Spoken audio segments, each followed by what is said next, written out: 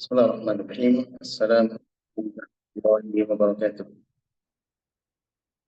Alhamdulillahirabbil alamin wassalatu wassalamu ala khatamil anbiya'i wal mursalin nabiyina Muhammadin wa ala alihi wa ashabihi ajma'in, amma ba'd. Teman-teman dan segenap rekan-rekan segenap para pendengar yang terhormat, alhamdulillah atas nikmat iman dan nikmat petunjuk pada hidayah jalan kebenaran yang diberikan oleh Allah Subhanahu wa taala kepada kita, yang barangkali sebelumnya kita tidak pernah mengajukan proposal untuk menjadi seorang muslim. Namun nikmat ini adalah nikmat yang paling besar yang Allah berikan kepada kita. Seseorang apabila dia mendapatkan nikmat Islam, maka dia seakan memiliki segala-galanya. Sebaliknya, ketika seseorang tidak disentuh oleh cahaya dan hidayah iman, mereka tidak mengenal jalan Islam, maka seakan-akan dia tidak memiliki apa-apa, walaupun dia orang terkaya di dunia. Maka dari itu, kita meminta dan memohon kepada Allah Jalla Jalaluhu, mudah-mudahan dia berkenan menetapkan hati kita di atas hidayah ini dan menambah, memperbagus hidayah yang sudah diberikan sampai hari perjumpaan. Teman-teman yang terhormat, pada kuliah kita kali ini kita akan membahas satu hadis yang datang dari baginda Nabi sallallahu alaihi wasallam, hadis yang tentu sudah sering dan ma'ruf kita dengar. Hadis yang terdapat di dalam Sahih Imam Muslim dari seorang sahabat yang mulia, Abu Hurairah radhiyallahu anhu, bahwasanya Nabi kita sallallahu alaihi wasallam telah bersabda, al-jannatu aw ad-dunya sijnu al-mu'min wal jannatu al-kafir aw jannatu al-kafir. Dunia ini bagaikan penjara bagi seorang mukmin. Adapun bagi orang kafir, dia laksana surga. Hadis ini teman-teman merupakan jawami'ul kalim, jadi ucapan yang ringkas yang diucapkan dari lisan Nabi kita yang mulia sallallahu alaihi wasallam, namun sangat padat dengan makna. Karena Nabi SAW beliau diberikan di antara kelebihan yang Allah berikan kepada beliau sekaligus mukjizat, yakni beliau memiliki jawami'ul al-kalim. Sebagaimana beliau mengatakan dalam hadis yang sahih, ala wa inni utitu jawami'al kalim. Ketahuilah aku telah diberi oleh Allah jawami'ul kalim, yakni kalimat-kalimat yang pendek namun sangat padat dengan makna. Kalimat yang pendek namun sangat padat dengan makna. Nah, kita lihat hadis ini teman-teman. Dari terjemahan hadis inilah kita ambil tajuk pembahasan mengenal apa maksud daripada sabda Nabi SAW. Dunia bagaikan penjara bagi orang beriman, namun di saat yang sama dia adalah surganya orang-orang kafir. Orang-orang kafir. Hadis dari sahabat Abu Hurairah. Siapa nama Abu Hurairah? Sedang ingat? Abu Hurairah siapa namanya? Abu Bakar, siapa namanya Abu Bakar? Abdullah bin Abi Quhafah. Nah, kalau Abu Hurairah siapa? Abu Hurairah teman-teman, ini bukan nama, tapi titel atau nama kunyah yang dilaqabkan kepada sesuatu. Abu Hurairah artinya bapak kucing Madinah. Namanya bukan Abu Hurairah. Nama beliau adalah siapa namanya? Abdurrahman. Ingat tadi? Ingat satu kata, siapa nama Abu Hurairah? Abdurrahman. Gampangnya begitu. Abdurrahman ibn Sakhar Ad-Dawsi Al-Yamani. Beliau dari kabilah Daus di negara Yaman. Nah, beliau kan nanti kisahnya beliau masuk Islam belakangan. Lebih kurang 2 tahun sebelum Nabi SAW meninggal dunia, beliau masuk Islam. Namun beliau termasuk al-mukthiruna bir-riwayah, sahabat yang paling banyak meriwayatkan hadis-hadis Nabi sallallahu alaihi wasallam. Ya, sahabat Abu Hurairah namanya adalah Abdurrahman bin Sakhar Ad-Dausi Al-Yamani radhiyallahu anhu. Beliau menyatakan bahwasanya Nabi sallallahu alaihi wasallam telah bersabda, "Ad-dunya sijnul mu'min." Dunia ini adalah penjaranya untuk orang-orang beriman. Apa yang dimaksud dalam hadis ini? Mari kita dengar keterangan dari para ulama kita.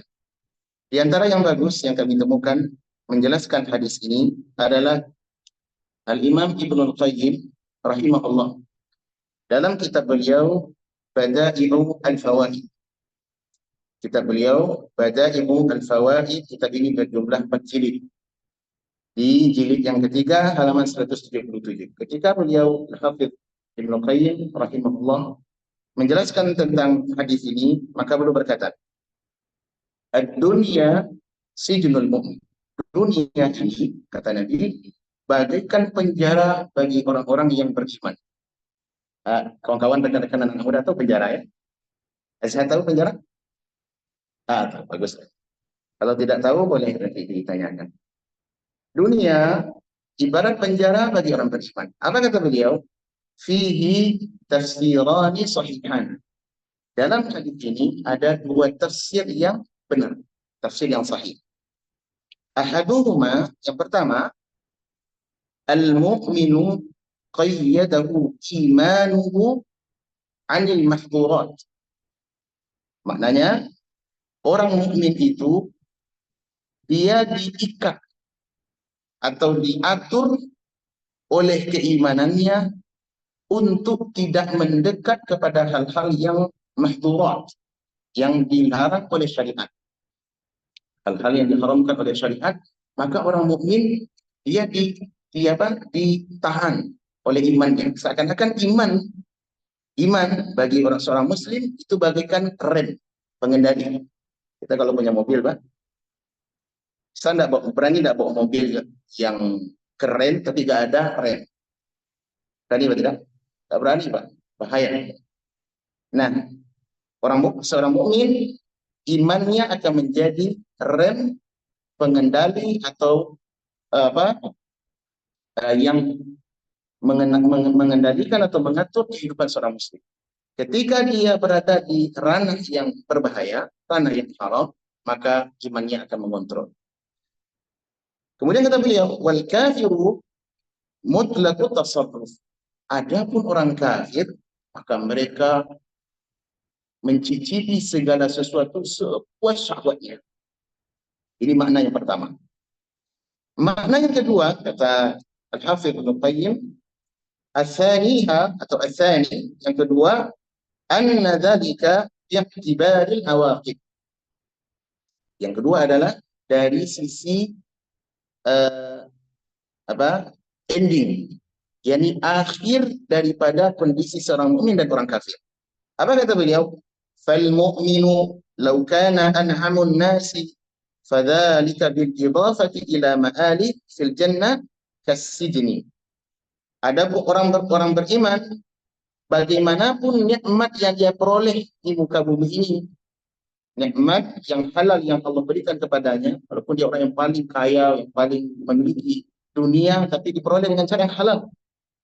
Namun dibandingkan dengan balasan kehidupan di akhirat, kata beliau, kasijni, seakan-akan dia di dalam penjara. Jadi ada batasan, terbatas. Wal kufaru aksuhu. Adapun orang kafir, maka sebaliknya.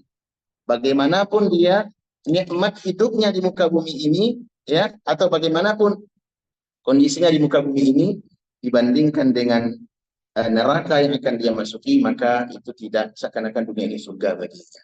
Baik. Ini teman-teman penjelasan yang sangat bagus. Kenapa? Karena barangkali kita bertanya, kok orang mukmin dikatakan dunia ini laksana penjara bagi mereka? Karena orang mukmin juga, apakah memang dibatasi semua? Satu. Yang kedua, apakah orang mukmin itu semuanya dalam keadaan hidupnya sengsara? Tidak. Baik juga orang-orang beriman, alhamdulillah Allah berikan karunia berupa kelapangan dunia. Berupa apa? Kelapangan dunia. Nah, sekarang kita lihat dari penjelasan Ibnu Qayyim ini, kita akan lihat satu persatu bagaimana maksud yang beliau sampaikan. Satu apa tadi maknanya?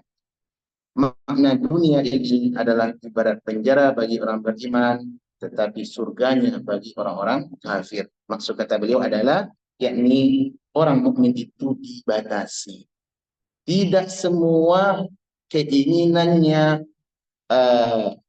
aroma syahwatnya harus terpenuhi. Terkadang ada syahwat yang bisa dia penuhi, tetapi di sana juga ada batasan-batasan yang tidak boleh dia lewati. Apa contohnya, Pak? Apa contohnya dalam hal ini? Banyak sekali ya. Kita di dalam syariat ada hal-hal yang dilarang. Tidak boleh sentuh, tidak boleh dekati, apalagi cicipi. Tetapi lebih banyak lagi yang dibolehkan. Mana yang lebih banyak, Pak, dalam syariat kita? Yang halal atau yang haram? Mana lebih banyak? Yang halal lebih banyak, Pak. Pasti itu. Yang dilarang itu sedikit nominalnya. Kalau kita kumpul poin-poin yang dihalalkan dalam syariat dan yang diharamkan, maka lebih banyak yang dihalalkan. Lebih banyak yang dihalalkan. Apa dasarnya? Dasarnya adalah firman Allah Subhanahu wa taala, ya ayyuhalladzina amanu kulu minat thayyibati, wahai orang beriman makanlah yang baik-baik. Dalam surah Al-Mu'minun Allah memanggil para rasul, ya ayyuhar rusul, wahai para rasul, kulu minat thayyibati wa'mal shalih. Makanlah yang baik-baik dan lakukanlah amal perbuatan yang baik. Para ulama fikih memiliki sebuah kesimpulan. Apa kaidah mereka pegang? Al-aslu fil asya'i al-ibahah. Hukum asal segala sesuatu dalam perkara dunia ini, perkara dunia ya, perkara syariat, hukum asalnya adalah al-ibahatu. Boleh. Sampai ada dalil yang mengharamkan. Dari kaidah ini sudah tergambar, Pak. Mana yang paling banyak yang dibolehkan atau dilarang? Yang dibolehkan lebih banyak. Namun demikian, ada hal-hal yang Allah takdirkan kita di muka bumi ini, wilayah-wilayah tidak boleh kita sentuh. Banyak. Kalau dalam perkara perkara dunia banyak seperti apa? Seperti kita tidak boleh memakan harta riba, tidak boleh makan babi, tidak boleh berzina, tidak boleh minum alkohol dan semisalnya. Hal-hal yang sudah maklum ditolong dalam agama ini, yang sudah diketahui secara pasti bahwa itu adalah hal yang diharamkan. Oleh karenanya teman-teman, masalah masalah ujian, maksud daripada hadis dunia ini adalah bagikan panjara di muka bumi. Yang pertama yang diinginkan oleh para ulama, yang dimaksudkan oleh Nabi SAW sebagai menunjukkan para ulama, bahwasanya dunia ini adalah ujian. Daru al-ibtila, negeri ujian. Kenapa? Karena kita akan datang ke muka bumi ini, teman-teman, untuk apa? Untuk bersenang-senang atau untuk melakukan ujian ini? Untuk dites, Pak. Ini asalnya. Kenapa?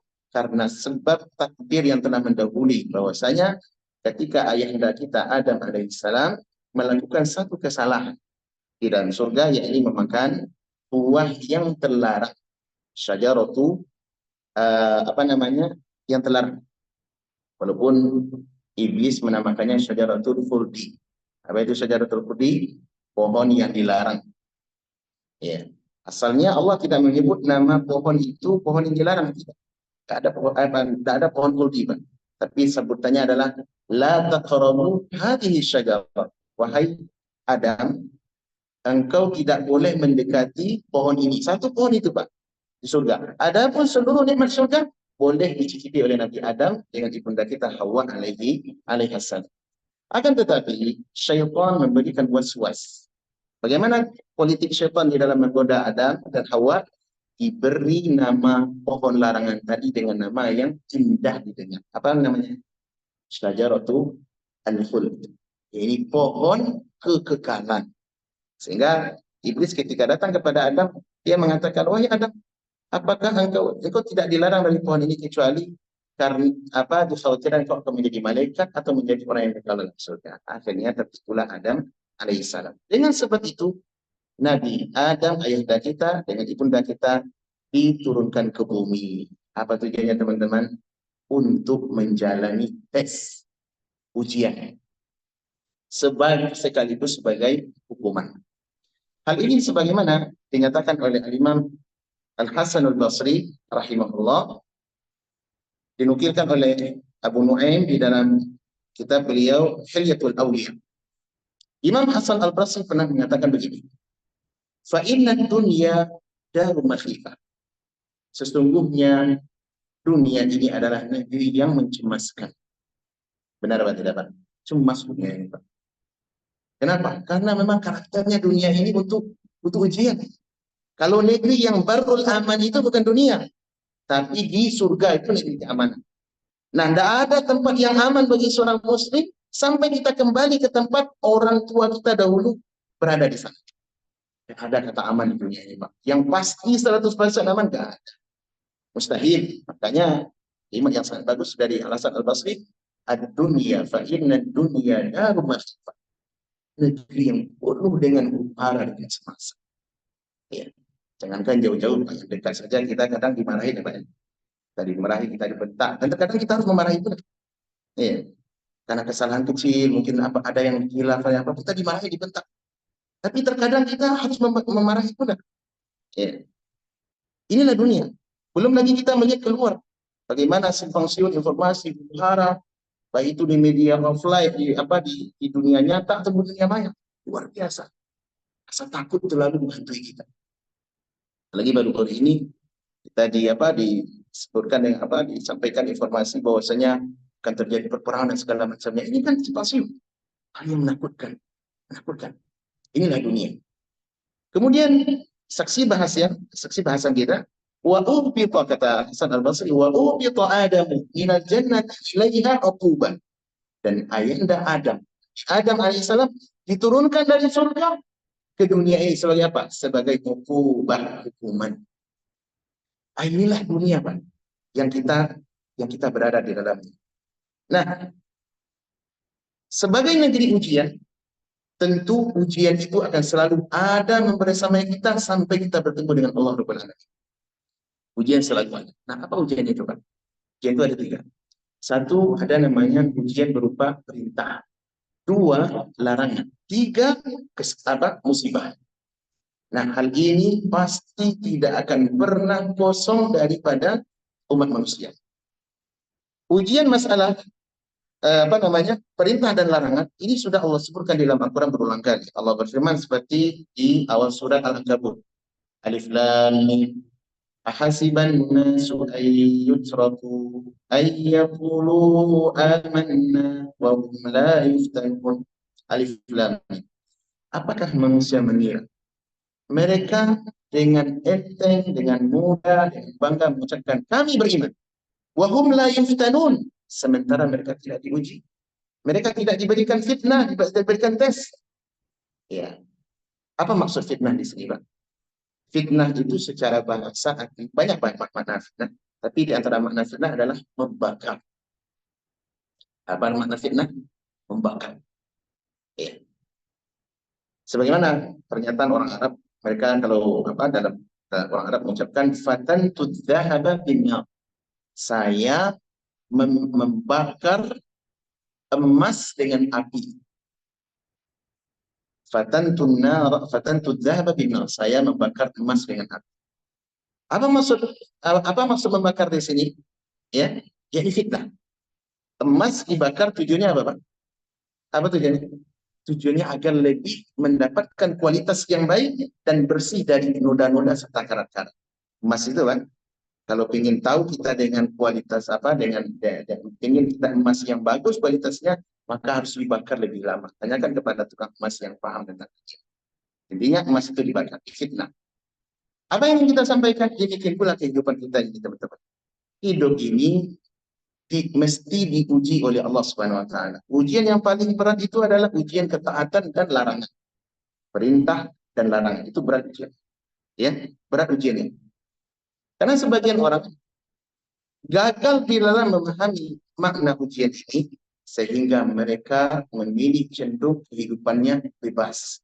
Ada orang nggak mau sholat, Muslim tapi nggak sholat. Ada apa tidak? Ya, nggak sholat. Nggak sholat lima waktu. Karena suruh baca Al-Fatihah nggak tahu. Muslim. Kenapa mereka tidak mau sholat? Dia menyangka sholat itu akan bisa mengurangi porsi waktu saya untuk mengejar harta dunia. Orang seperti ini gagal di dalam memahami tujuan yang ada di dunia. Ada ibu-ibu gak berjilbab. Sudah wanita, sudah remaja, sudah dewasa. Gak berjilbab. Kenapa gak pakai jilbab? Panas, gerah. Padahal dia tahu jilbab itu hukumnya wajib. Kenapa dia tidak enggan untuk memakai jilbab? Karena gagal memahami apa? Memahami tujuan kita hadir ke dunia ini. Dunia sijnul mukmin. Dunia ini adalah penjara bagi orang beriman, ada batasan.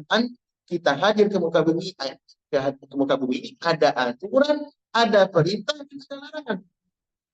Maka orang yang bagus memahami, orang yang paham tentang hal ini pasti dia akan hidupnya teratur. Namun terkadang banyak di antara kita yang tidak adil.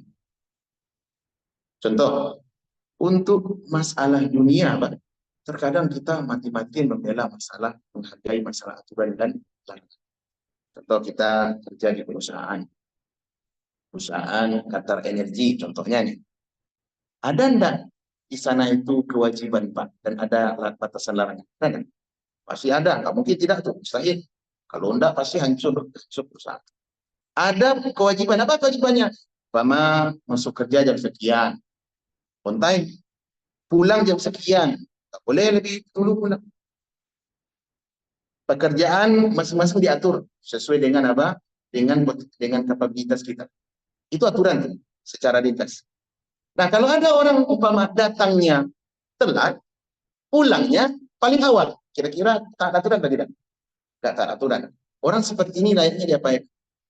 Perusahaan akan bersikap apa kepadanya? Kasih ultimatum, surat pertama, surat kedua, final, kedua. Pasti dikeluarkan di PHK. Ya kan? Ini, tapi kan umumnya manusia kalau sudah masuk di perusahaan, apa yang mereka lakukan? Taat kepada aturan. Pasti itu. Kenapa? Konsekuensinya besar. Untuk urusan dunia mereka begitu menghargai aturan dan perintah dan larangan. Tapi sayangnya sedikit di antara kita yang menghargai aturan, perintah dan larangan syariat. Di dalam perintah, berat, bukan main. Berat, Pak. Tapi kalau larangan, itu cepat kita apa? Nah, ini kan masih sedikit, Pak Ustadz. Ya, riba itu haram, Pak. Tapi kan sekarang gimana, Pak Ustadz? Kalau makan riba, kita nggak bisa hidup. Ya? Nah, gitu. Dan hal-hal yang semisal. Oleh karenanya, teman-teman, untuk masalah perintah dan larangan ini, tujuannya adalah Allah berikan untuk kita untuk meninggikan derajat kita di sisi Allah Subhanahu wa taala. Ini tujuannya. Allah berfirman masalah ujian ini dalam Al-Qur'an Al-Karim. Satu di surah Baqarah, am hasibtum an tadkhulul jannah. Apakah kalian mengira kalian mudah masuk surga? Walamma ya'lamillahu alladziina jahadu minkum wa ya'lamu as-sabirin. Padahal Allah belum tahu kualitas kalian. Apakah kalian itu benar-benar orang yang sungguh-sungguh? Benar-benar orang yang respect, menghargai aturan, batasan, larangan syariat. Dan Allah belum mengetahui di antara kalian nilai kesabaran.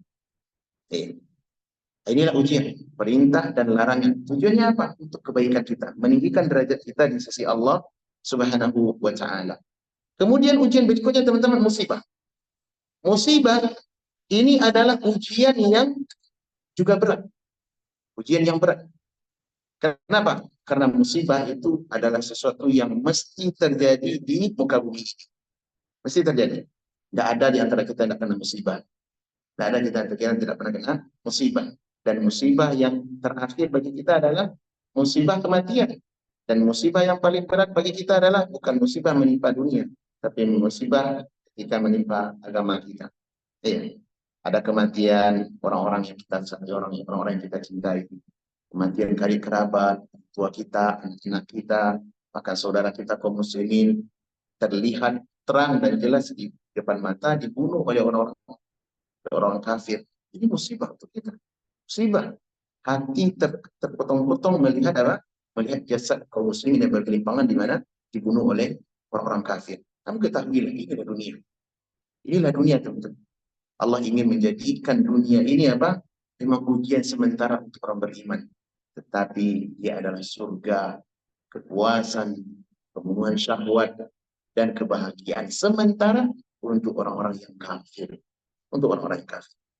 Oleh karenanya, mengetahui poin yang pertama ini sangat penting. Sehingga apa? Sehingga kita akan memiliki rem yang mengendalikan kehidupan kita.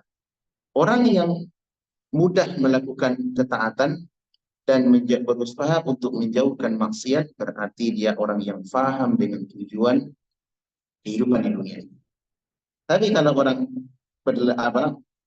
mudah-mudahan melakukan maksiat dan sangat lamban untuk berbuat kebaikan, berarti dia gagal memahami makna ad-dunya sijnul mu'min. Dunia ini adalah ujian atau penjara bagi orang-orang yang beriman. Teman-teman yang terhormat, perlu diketahui bahwasanya ujian demi ujian itu dia akan menjadikan pahala bagi kita di saat dia datang. Contoh, ketika ujian ketaatan datang, panggilan sholat berjamaah, terdengar azan, maka di sana tuh datang ujian tuh. Apakah kita akan melanjutkan aktivitas dunia yang padahal di saat yang sama kita bisa datang ke masjid. Nah, ini ujian di sini. Pahalanya kapan terlihat? Ya, terlihatnya ketika dia memilih yang terbaik. Dia memilih melakukan ketaatan, segera memilih panggilan sholat, maka di saat itulah dia menjadi orang yang apa? Yang berhasil dan beruntung. Demikian pula kemaksiatan, teman-teman. Maksiat itu kapan dikatakan orang sabar dengan maksiat? Ketika ujiannya datang. Nanti peluang dia berbuat maksiat itu ada. Maka di saat itu terlihat apakah dia akan memenuhi panggilan syahwat, panggilan maksiat, atau tidak. Nah, di sini baru memulai pahala. Jadi tidak dikatakan seseorang dia, oh si fulan, atau umpama seseorang mengatakan saya ini orang yang anti maksiat.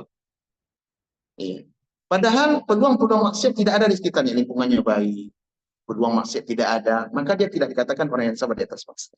Kapan seseorang diketahui kualitasnya dia sabar di atas maksiat? Ketika panggilan dan peluang itu ada. Peluang itu ada. Maka dari itu, orang yang beriman adalah orang yang sabar di dalam melakukan ketaatan, sabar di dalam meninggalkan kemaksiatan, dan mereka ridho ketika musibah itu menimpa mereka. Karena ketahuilah saudara-saudara, ketaatan itu memang berat. Dia memiliki masyaqqah, kesulitan. Tapi ketahui, ujungnya, endingnya adalah kebahagiaan, happy ending. Adik-adik, teman-teman, anak-anak muda perlu ketahui. Ketaatan itu, dia berat. Kadang pahit. Tapi happy ending. Benar tidak? Sebaliknya maksiat. Awalnya memang ringan, manis, enak. Tapi ketahuilah dia akan memberikan ujung apa? Efek yang sangat buruk. Makanya ada perkataan yang bagus dari ulama terdahulu kita, yaitu Al-Imam Ibnu Al-Jauzi rahimahullah. Imam Ibnu Jauzi pernah mengatakan begitu. Perkataan ini disebutkan kepada beliau. Perlu untuk dicatat. Apa kata beliau? Inna masyaqqatat ta'ah tadhhab wa yabqa thawabuha. Sesungguhnya letihnya berbuat ketaatan itu akan hilang, akan pergi sirna meninggalkan kita. Tapi dan setelah itu akan tersisa balasan surga yang wa inna ladzata al-ma'siyah tadhhab wa yabqa iqabuha. Dan nikmat kelezatan maksiat akan segera pula meninggalkan kita.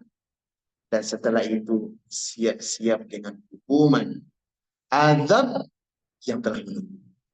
Ini perkataan luar biasa, Pak. Ringkas, pendek, namun sangat menentukan apa?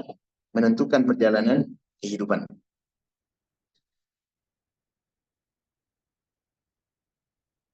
Baik, kita ulangi.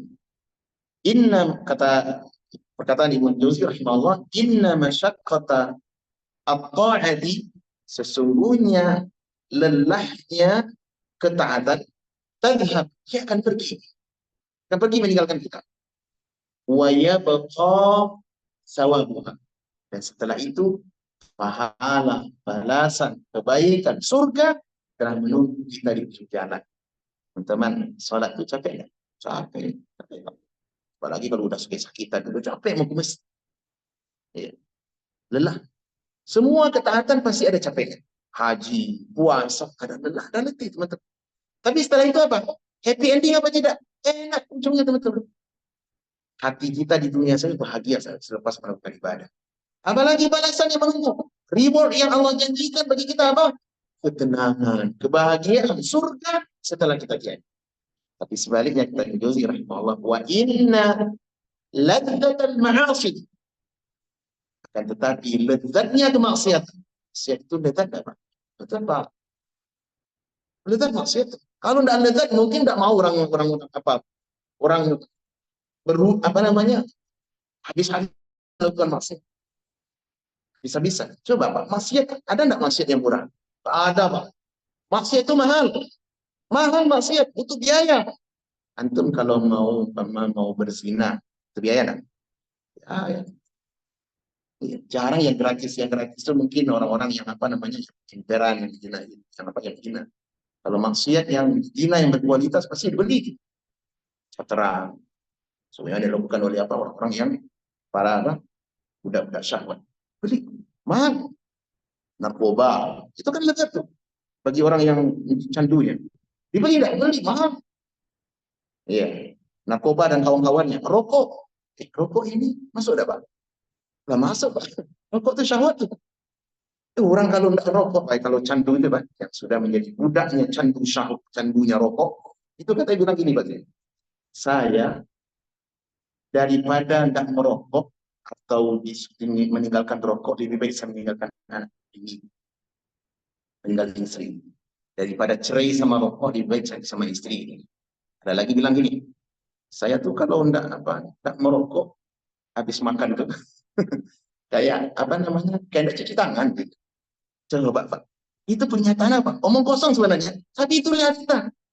Syahwat, maksiat butuh biaya. Semua maksiat pasti butuh apa? Memiliki kelezatan, biayanya mahal. Tadi kata Ibnu Jauzi rahimahullah, wa yabqa iqabuha, tapi siap-siap. Setelah kelezatan maksiat yang Anda cicipi sementara, setelah itu akan ada punishment, hukuman yang akan siap mendera Anda di dunia, setelah engkau mati, dan di akhirat. Dunia apa Pak? Ada enggak pengaruh maksiat itu di dunia Pak Cok? Ada Pak Cok. Iya. Ada, pasti ada. Ada mungkin tidak. Kita semua pasti pernah berbuat maksiat. Pengaruhnya pasti ada. Orang yang berbuat maksiat itu teman-teman, hidupnya tidak bergairah. Bergairah. Bawaannya apa? Buruk, malas, empingnya tidur-tiduran. Sekecil apapun maksiat kita lakukan dan kita tidak bertobat, itu akan membuat kita lemah dalam melakukan aktivitas kehidupan. Kehidupannya. Pasti. Kenapa? Karena hatinya tertutup. Nabi SAW mengatakan, jika atnaba al-abdu nukibat fi qalbihi nuktatun sauda. Apabila seorang hamba melakukan dosa, akan tercatat di dalam hatinya, tergores di dalam hatinya satu stempel hitam, bintik hitam. Terus menambah, dan tidak bertobat, maka terjadilah ron di dalam hatinya. Itulah yang Allah sebutkan, kalla batrana ala qulubihim ma kanu yaksibun. Hatinya sudah distempel oleh Allah dengan stempel yang ron, hitam, menutupi sebab dosa dan maksiat mereka. Antum jangan kira maksiat tidak ada pengaruh. Pasti pengaruhnya ada. Baik itu pengaruh di dunia, apalagi di akhirat. Di dunia kita lihat orang-orang yang ada maksiat itu, candu maksiat, dan dia merasa nyaman dengan maksiat, itu kehidupannya tidak bergairah. Tidak bergairah. Kehidupannya kayak binatang. Walaupun maksiat kecil, atau maksiat kecil. Apalagi yang besar. Fudhail bin Iyad rahimahullah pernah mengatakan ini, saya mengetahui dosa yang saya lakukan dari perilaku anak istri saya. Bahkan keledai tunggang saya. Kadang anak-anak rewel, istri kadang sulit diatur. Ya. Maka Fudhail bin Iyad ini versi beliau ya. belum mencermin kepada dirinya apa dosa yang salah lakukan. Itu ulama loh Pak. Ulama, apalagi seperti itu. Jadi ketika ada musibah yang menimpa kita, maka bisa jadi itu dengan sebab apa? Kesalahan yang kita lakukan. Seorang mukmin dia akan cepat rujuk kembali kepada Allah Subhanahu wa taala. Nah, kesimpulannya teman-teman dari poin pertama ini sebagai rahimahullah, makna ujian adalah untuk mengenal kualitas kita. Mana yang layak masuk surga, mana yang tidak. Orang yang tidak sabar dengan ujian ketaatan, ujian larangan, ujian musibah, maka dia tidak layak masuk surga. Allah mengatakan dalam surah Ibrahim, "Hasibtum an tadkhulul jannah." Apakah kalian bercita-cita masuk surga? Walamma yatikum mathalul ladzina khalau min qablikum. Padahal belum datang kepada kalian ujian-ujian yang telah menimpa orang-orang sebelum kita. Iya. Massatuhumul ba'sa wad-dharra wa zilzalu hatta yaqula ar-rasul walladzina amanu mata nasrullah. Sehingga mereka ada yang tiba ujian, petaka, bahkan ditimpa gempa dan semisalnya. Sampai-sampai seorang Rasul dan orang beriman mengatakan, mata Rasulullah, kapan tolong Allah itu akan datang. Ya, jadi tujuan ujian apa tadi? Mengenal kualitas kita, layak masuk surga atau tidak. Yang kedua, untuk mengenal mana orang yang beriman dan mana orang yang munafik. Karena di antara manusia itu, dia mengatakan beriman kalau ada ujian. Kalau ujian, maka dia menganggap ujian itu sebagai apa? Sebagai azab dari apa? Lebih berat daripada siksaan Allah. Allah berfirman dalam surah Al-Hajj, "Wa minan nasi ya'budullaha 'ala harf." Ada manusia itu yang menyembah Allah di tepi-tepi. Apa maksudnya tepi-tepi? Kata para ulama tafsir, ini mereka menyembah Allah itu dalam kondisi aman saja. Giliran diuji, udah kelabarkan. Bahkan ditawarkan dengan sekadus super mie, maka dia berani ganti agama. Karena diuji dengan wanita cantik, dia berani murtad keluar agama. Lagi barang belakang ini kan marah pernikahan beda agama. Beda agama. Muslimah nikah dengan lelaki non muslim. Boleh apa tidak Pak? Boleh Pak. Mau di alul kitab apalagi yang alul kitab. Yang dibolehkan itu satu cuma batasannya. Laki-laki muslim menikahi wanita kitab alul kitab Yahudi atau Nasrani dengan syarat dia wanita yang tidak pernah berzina dan tidak memiliki lelaki sepadan. Itu boleh dinikahi. Tapi kalau wanita-wanita pun tidak boleh. Kemudian dengan syarat lagi, para ulama mengatakan harus niat untuk mengislamkan dia dan menjadikan anak-anaknya menjadi muslim. Nah, apa tujuannya teman-teman? Untuk mengenal siapa kita. Dan emas kan, untuk tahu bedanya antara emas dengan loyang. Orang bilang tadi loyang, tahu ya loyang? Loyang tahu apa? Tak tahu bedanya antara emas dengan loyang. Mana yang besi, mana yang emas, mesti dibakar. Itu pula kita kehidupan ini. Maka makna yang pertama dari ini adalah hendaklah kita menjadikan apa? Uji dunia ini memang benar-benar sebatas untuk apa? Mentaati Allah Subhanahu wa taala, meninggalkan kemaksiatan dan sabar di atas huru-hara atau musibah yang menimpa kita. Siapa orang yang paling berat ujiannya? Para nabi. Bahkan orang terbaik sebelum kita dia sudah diuji. Nabi SAW pernah ditanya oleh Sa'ad bin Abi Waqqas, "Ya Rasulullah, man asyaddun nasi ibtilaan atau bala?" Siapa orang yang paling berat ujian? Kata Nabi SAW, ujian. Orang yang paling berat ujian itu para nabi. Tsummal amsal fal amsal. Kemudian orang setelahnya dan setelahnya. Orang-orang yang lebih mendekati keimanan atau mendekati ketaatannya kepada ketaatan Nabi, para nabi alaihi wassalatu wassalam. Jadi Anda kalau ingin tahu dengan kualitas kita, ya, maka lihatlah ketika kita diuji. Jika ada ketaatan, apa panggilan untuk berbuat baik, panggilan ketaatan, dan ibadah, panggilan untuk kajian termasuk tuh, masuk tuh kajian, ada informasi kajian. Nah, kita mampu untuk mengikuti, mampu untuk melakukannya, mengerjakan dengan baik. Nah, di saat itu datang ujian. Demikian pula maksiat. Maksiat kapan kita tahu kita kualitas kita bagus atau tidak? Ketika panggilan maksiat itu datang. Demikianlah pula musibah. Musibah tahu untuk nilai secara sabar atau tidak ketika dia uji dengan apa? Dengan musibah. Ada bisa dia bilang, oh saya ini sabar Pak. Saya ini penyabar ini. Padahal pernah diuji. Ya, tidak pernah diuji. Ada seorang wanita dahulu di masa Nabi SAW, anaknya wafat. Dia pergi ke kuburan anaknya, mau berteriak atau mengucapkan kalimat yang menunjukkan dia tidak ridho dengan apa? Dengan kematian anaknya. Kemudian Nabi SAW melihat hal itu, samperin wanita itu dan dia mengatakan, "Isbiri ya ummah, sabarlah wahai ibu." Apa katanya? "Oh, engkau tidak tahu ini bagaimana ujian saya." Kemudian Nabi SAW berpaling pulang ke rumahnya. Setelah itu wanita itu bangkit Dan ada orang yang mengatakan, apakah kau tahu tidak siapa yang mengucapkan tadi yang menasihati kau untuk sabar? Katanya saya tidak loh subhan. Jadi banyak sabar, sadar, dan dia menemui Nabi dan berkata, maafkan kesalahan saya Rasulullah. Apa kata Nabi? Inna masadru inda sadmati al-ula. Sabaran itu dilihat dari apa? Bulan yang pertama. Adapun ujian teman-teman, adapun ujian kehidupan ini, eh, dia tujuannya adalah untuk mengangkat umat, mengangkat derajat kaum muslimin. Ada hadis yang datang dari Nabi SAW dari sahabat Abu Musa al-Asy'ari. Ya, ini hikmah daripada ujian berupa petaka musibah dunia ya, pembunuhan, misalnya.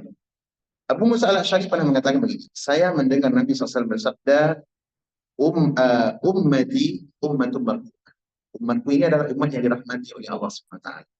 Ya, laisa 'alaiha adzabun fil akhirah. Mereka tidak disiksa di akhirat. Tidak ada azab untuk umatku di akhirat. Siapa maksud umatku di sini? Yakni orang yang mengikuti syariat Nabi Sallallahu Alaihi Wasallam. Muslim tentunya.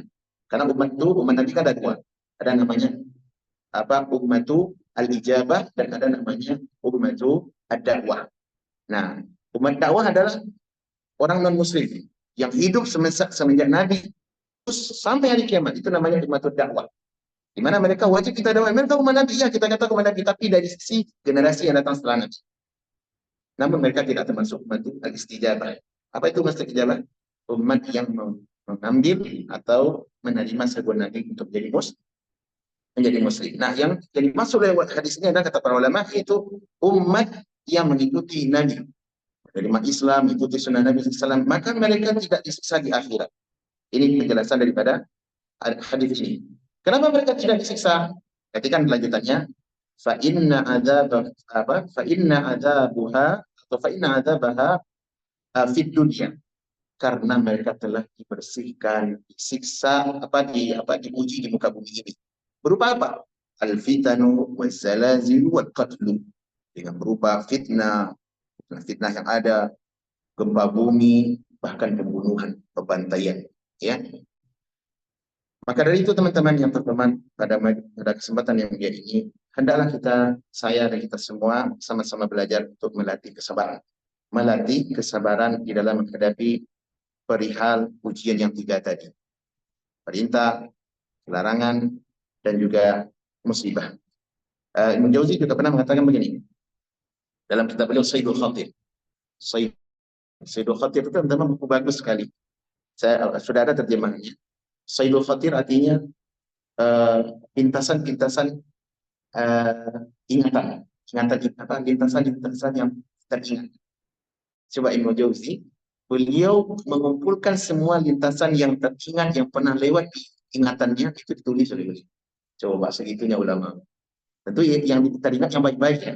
Baik. Nah, kita kan ada kehidupannya itu kan Pak Zeki. Kadang kita berjalan melihat sesuatu, tiba-tiba kita melihat realita itu dengan ilmu yang pernah kita dengar dahulu. Akhirnya connect nih. Sehingga di saat yang sama kita mendapatkan hikmah. Nah, Ibnu Jauzi tipe orangnya, hal yang seperti itu boleh catat sehingga jadilah satu jilid buku. Judul bukunya adalah Sayyidul Khatir. Tangkapan-tangkapan yang pernah melintas di otak. Itu jadikan buku sehingga jadi terujukan oleh para ulama. Nah, ada perkataan yang bagus saya katakan. Tahu begini. Ad-dunya wubi'at lil bala. Tahuilah dunia ini Allah letakkan sebagai ujian. Fayanbaghi lil aqili an yuwaqqina nafsahu ala sabr. Hendaklah orang yang berakal, orang yang cerdas, hendaklah mereka melatih jiwanya, melatih hati dan dirinya untuk bersenantiasa di atas kesabaran. Inilah ringkasan makna yang pertama. Kemudian teman-teman, kita melihat makna yang kedua. Sebenarnya kata Ibnu Qayyim tadi rahimahullah, makna yang kedua adalah yakni kondisi dunia yang dimiliki oleh orang beriman itu dibandingkan dengan surga yang akan mereka terima bagaikan penjara. Bagaikan apa? Penjara. Kenapa tidak, Pak? Karena surga yang Allah janjikan kepada orang beriman itu tidak bisa dinilai dengan apapun yang ada di muka bumi ini. Nabi SAW pernah mengatakan, sapu tangan penduduk surga itu tidak bisa dinilai dengan lebih baik daripada dunia. Sapu tangan dong, Pak. Kira-kira kayak apa tuh nilai sapu tangan? Itu baru sapu tangan tuh. Bagaimana dengan nikmat yang lain? Oleh karenanya, dunia ini tidak ada nilainya di sisi Allah bila dibandingkan dengan akhirat. Allah berfirman dalam Al-Quran, وَمَا الْحَيَاةُ الدُّنْيَا فِي الْآخِرَةِ إِلَّا قَلِيلٌ. Tidaklah nikmat dunia yang diterima hari ini dibandingkan yang dijanjikan oleh Allah di akhirat, kecuali hal yang sangat sedikit sekali. Sangat sedikit sekali. Dalam riwayat Imam Muslim, dari sahabat Al-Mustadrik Al-Syaddad, radhiyallahu anhu, Nabi SAW bersabda, Wallahi, demi Allah. Ini Nabi bersumpah nih. Apa kata beliau? Mad dunya fil akhirah illa mithlu ma yaj'alu ahadukum usbu'aihi fil yammi falyanzur bima yarji'. Atau kama qala sallallahu. Demi Allah, Allah Nabi bersumpah berarti ada stressing di sini, Pak, penekanan. Demi Allah, tidaklah kenikmatan dunia ini dibandingkan dengan akhirat, kenikmatan akhirat yang surga, kecuali semisal atau seperti salah seorang di antara kalian memasukkan satu jarinya ke dalam lautan, kemudian dia angkat jari itu, maka lihatlah apa yang terbawa dari jari itu, dari air laut yang dia sudah celup tadi. Paham teman-teman? Kita kalau masukkan air ke lautan, pergi ke tepi pantai, Azhar, celupkan telunjuk Anda ke dalam laut, kemudian angkat. Berapa tetes air bisa terangkat? Bisa 1 galon, Pak? Ya kalau maunya ambil pakai galon, Ustaz, ya. Kalau jari saja dimasukkan, berapa yang terangkat? 1, 2, 3, 5 tetes paling banyak. Sudah banyak. Nah, yang terangkat tadi inilah dunia yang Allah berikan kepada kita, yang dipeributkan oleh berbagai suku dan bangsa. Adapun lautan yang tinggal itulah nikmat dunia. Maka sangat rugi para budak-budak dunia yang mereka berebut mencari dunia ini tanpa memikirkan batasan halal. Rugi, Pak. Ya, sangat rugi sekali. Kemudian akhirat, dan ini penghibur untuk kita. Kehidupan dunia ini dibandingkan dengan kehidupan akhirat itu bagikan surga, bagikan penjara bagi orang beriman. Adapun bagi orang kafir, bagikan surga dibandingkan siksaan yang akan mereka terima di akhirat kelak. Ada kisah yang bagus, teman-teman, yang disebutkan oleh Al-Imam Al-Munawi dalam kitab beliau,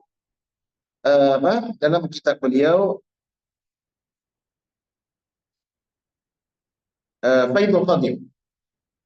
Kisah ini saya catat di dalam buku kami, Anak Muda Teladan Sepanjang Zaman. Ya, kisah yang sangat bagus. Kata Al-Imam Al-Munawi, beliau meriwayatkan makna hadis ini dengan sikap seorang ulama, yaitu Al-Hafidh Ibn Hajar rahimahullah. Al-Hafidh Ibn Hajar, teman-teman, dia adalah ulama yang bermadhab Syafi'i. Beliau dahulu pernah tinggal di Mesir dan menjadi qadil qudhah, yakni hakim tertinggi. Hakim di masa dulu itu, Pak, jabatan strategis itu, Pak, kayak wazir lah masa kita sekarang, menteri. Di mana beliau memiliki mansab atau job yang oke, dan beliau sekaligus menjadi orang yang kaya. Suatu kali beliau keluar menuju pasar, namanya hakim, qadhi, itu kan biasanya salah berjalan ke tempat-tempat keramaian. Tujuannya apa? Untuk melihat bagaimana praktek manusia tidak bermuamalah, ya kan? Ya, atau bisa jadi ada orang yang mau bertanya masalah hukum dan semisalnya. Jadi beliau berjalan ke pasar, tiba-tiba melihat seorang Yahudi, atau dilihat oleh seorang Yahudi yang berdagang di pasar, namun pakaiannya sudah penuh dengan minyak. Kenapa? Dagang minyak zaitun dan semisalnya di Mesir. Lalu Yahudi tadi dia samperin tuh Imam Ibn Hajar, turun dari kudanya atau kendaraannya dengan pakaian yang nekis, parfum, rapi, keren gitu. Disamperin oleh Yahudi. Apa katanya? Perhatikan, Pak. Ini kisah ini menjelaskan tentang mana hadis yang kedua, yakni bahwasanya dunia ini adalah penjara bagi orang beriman dan surganya bagi orang kafir. Ketika Ibn Hajar rahimahullah turun dari kendaraannya, maka dia orang Yahudi tadi berkata kepadanya, ya Syekhul Islam, wahai Syekhul Islam, ya. Taz'umu anna nabiyakum qal ad-dunya sijnul mu'min wa jannatul kafir. Kalian sudah mengklaim bahwasanya Nabi kalian telah bersabda dunia ini penjara, ibarat penjara untuk orang beriman, namun dia adalah neraka untuk surga untuk orang kafir. Kemudian kata beliau, fa ayyu sijnin anta fihi? Penjara apa yang kalian maksud? Sementara pakaianmu begitu bagus, wahai mengajar, wahai qadhi. Wa ayyu jannatin anasya? Dan surga apa yang dimaksud sementara saya compang-camping kayak gini? Keadaan apa? Banting tulang, peras keringat, kerja di pasar, panas keringat, kena minyak dan dalam keadaan berusukan. Apa kata Ibnu Hajar rahimahullah? Qal ana bin nisbati lima a'addallahu li fil akhirati minan na'im. Adapun kami orang beriman dengan nikmat yang Allah janjikan, reward yang Allah janjikan di akhirat, dengan nikmat yang telah kami terima di muka bumi ini, maka kata beliau, ka'annil ana kasijin, seakan-akan kami ini dalam keadaan di penjara. Dan nikmat dunia ini dikenakan nilainya Pak dibandingkan apa? Nikmat akhirat. Wa anta binisbati lima a'adda laki. Adapun engkau wahai Yahudi, dibanding di kondisi engkau sekarang yang morat-mari, harus capek mencari pekerjaan, ya, dibandingkan dengan apa yang Allah janjikan untuk kalian di akhirat berupa siksaan minal adab, yang siksaan yang pedih di akhirat, ka'annaka fil jannah, seakan-akan kau berada di surga. Surga nih sekarang. Artinya apa? Kalau sudah mati, sudah selesai surgamu. Kau akan berada dalam azab yang apa? Yang abadi. Apa yang terjadi, Pak? Orang Yahudi tadi manggut-manggut dan dia mengatakan, kata Imam Nawawi, fa aslama yahudiyu, maka Yahudi itu masuk Islam. Kenapa, Pak? Jawaban yang cerdas dari seorang ulama tentang makna hadis sehingga menjadi sebab hidayah untuk orang Yahudi tadi. Allah. Inilah dunia yang Allah berikan nikmat kepada kita, sebagus apapun dibandingkan dengan akhirat, maka dia tidak akan bernilai apa-apa. Dalam Sahih Muslim, Nabi SAW pernah menceritakan tentang tragedi atau kejadian di akhirat. Kata Nabi SAW dalam hadis yang sahih, yu'ta bi an'ami ahli dunya min ahli nari yawmal qiyamah. Akan didatangkan nanti oleh Allah orang yang paling nikmat kehidupannya di dunia ini, tapi sayangnya dia termasuk penduduk neraka di akhir. Orang paling kaya, paling nikmat di dunia ini hidupnya, tapi masuk neraka di akhirat. Jadi kalau kita bahasakan orang kafir lah. Orang kafir yang kehidupannya penuh nikmat, kayaannya luar biasa, ya kan? Orang paling kaya di dunia sekarang siapa, Pak? Versi on demand ini siapa? Nah, dulu pemilik Microsoft itu ya, Bill Gates. Lalu sekarang siapa? Versi 2024. Nggak tahu. Sudah, nanti orang kafir yang percaya. Ya. Nah, orang seperti itu akan didatangkan oleh Allah pada hari kiamat, orang paling nikmat di hari kiamat. Kemudian Allah bertanya kepadanya, ya fulan, atau ya ibn Adam, hal marra. Kemudian kata Nabi SAW, kemudian orang tadi setelah didatangkan, fayasbihu finnari sabgha atau sibgha. Kemudian Allah celupkan dia ke dalam neraka sesaat saja. Mungkin 1 second, 1 detik atau 2 detik. Gitu. Dimasukkan ke dalam neraka, kemudian diangkat. Keluarkan. Kemudian Allah bertanya kepadanya, ya ibn Adam, wahai fulan, wahai anak Adam, hal marra bika na'im qat? Dulu apakah engkau pernah merasakan nikmat di dunia? Apa jawaban Allah? La wallahi ya Rabb. Tidak demi engkau wahai Rabb. Di sana mereka mengatakan Rabbnya adalah Allah. La wallahi ya Rabb. Ma marra biya na'imun qat. Aku tidak pernah merasakan nikmat dulu di dunia walaupun sesaat. Walaupun sesaat. Kemudian kata Nabi, wa yu'ta bi asyaddin nasi bu'san min ahli jannah. Kemudian akan didatangkan di hari kiamat orang yang paling menderita hidupnya ini. Tapi dia termasuk penduduk surga. Fayasbihu fil jannati sibgha. Kemudian Allah masukkan dia masuk ke dalam surga sebentar. Masuk, kemudian dinikmati surga, sebentar suruh keluar lagi. Kemudian Allah bertanya, ya anak Adam, wahai anak Adam, hal marra bika bu'sul qad? Apakah dulu di dunia engkau pernah merasakan lelah penderitaan, ujian semasa di dunia? Apa jawaban orang ini, Pak? La, wallahi ya Rabb, tidak. Demi engkau ya Allah, wahai Tuhanku, ma marra iya muhsun qat.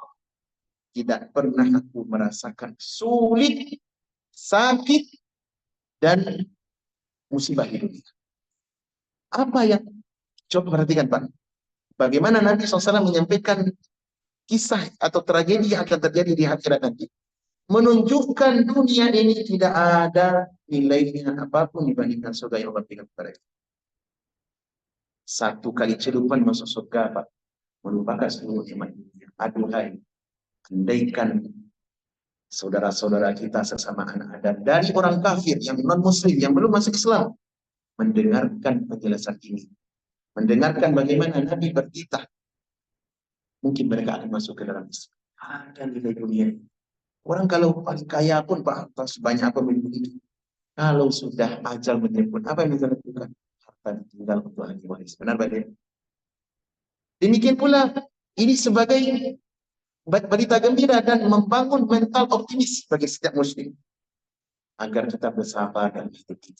Bahwasanya ujian yang kita terima maka tidak akan kita lupakan dalam sesaat ketika kita sudah memasuki surga Allah Subhanahu wa taala.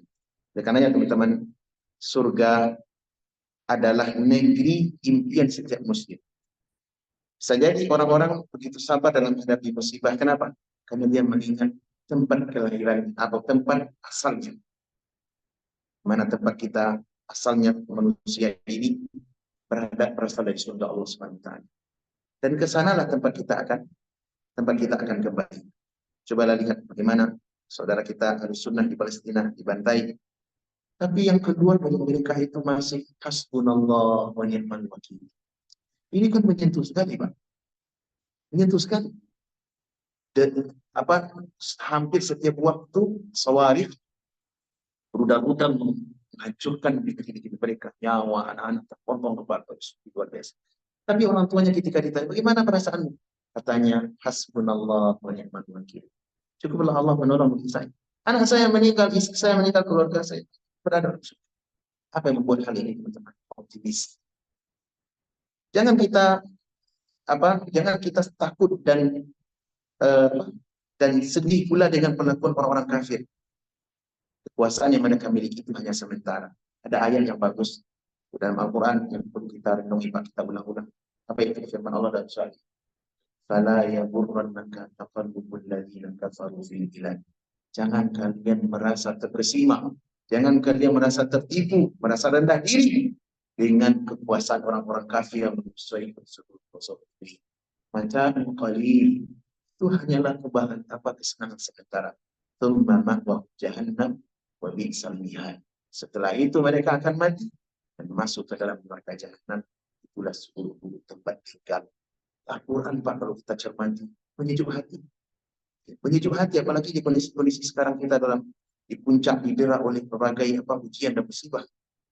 Ya, makanya Imam Syatibi memberi pesan tentang Al-Quran, apa kata beliau? Wa khairu jalisin la yumallu hadithu wa tardadu yazdadu fihi tajammula. Sebaik-baik teman duduk adalah Al-Quran, di mana informasi, nasihat, kisah, cerita, dan wejangan-wejangan yang ada dalam Al-Quran laiman hadis akan membuat kita bosan. Justru semakin banyak diulang akan semakin menjadi pengobat hati. Dari itu kita memohon kepada Allah, semoga Allah menjadikan Al-Quran ini sebagai rabi'an qulubina, penyejuk hati, pengobat kesedihan, dan menjadikan kita lebih semangat, optimis di dalam menata hari-hari di dalam kehidupan. Semoga Allah Subhanahu wa taala tidak menjadikan dunia sebagai obsesi terbesar kita, dan mudah-mudahan Allah jadikan akhirat sebagai goal, tujuan terbesar kita. Nabi SAW mengajarkan dalam doa, Allahumma la taj'al dunya akbar hammina wala mablagha ilmina wala tusallit alaina man la yarham. Ya Allah, jangan kau jadikan dunia ini sebagai obsesi terbesar kami, tapi jadikanlah akhirat sebagai tujuan utama kami. Dan di antara orang-orang yang mulia adalah orang-orang yang menjadikan dunia sebagai sampan, safinah, perahu untuk melakukan ketaatan menuju kampung akhirat. Wallahu ta'ala alam, semoga menjadi pengobat hati untuk saya dan kita semua. InsyaAllah kita berjumpa kembali di kelas berikutnya.